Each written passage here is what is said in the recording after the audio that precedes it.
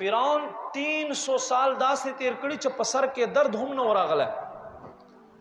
فرعون 120 سال بنی اسرائیل باندې انتهایی ظلمونه کړی دي او بنی اسرائیل د موسی علیه السلام په انتظار کې او دوی ته مخکې پیغمبران ویلو چې داس یو نبی برازي بیا بده فرعون نه تاسو ته نجات درکړي. 120 سال انتظار وکړو. الله رب کریم په دې لسم محرم الحرام په ورځ باندې فرعون سره د قوم په دریای نیل کې غرق کړو، ډوبې کړو او موسی علیه السلام او د قوم ته نجات ورکړو.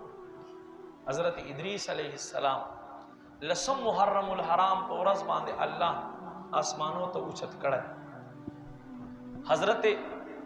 حضرت عیسی علیه السلام لسم محرم الحرام په ورځ باندې الله آسمانو ته اوچت کړه. نو دا ډیره با برکته فضیلت والا ورځ ده. دا کل ورځ د محرم فضیلت، خو لسم محرم الحرام ورځ چې ده دا لواړو نه فضیلت والا ده.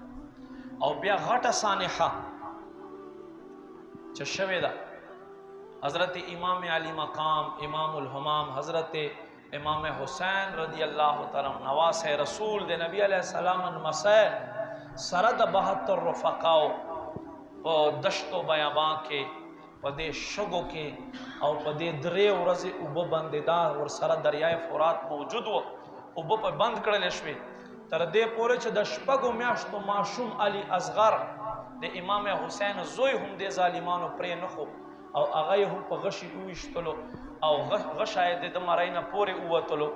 هغه په دې ورځ باندې سره د 72 رفقاو شهید کړل شوی دی.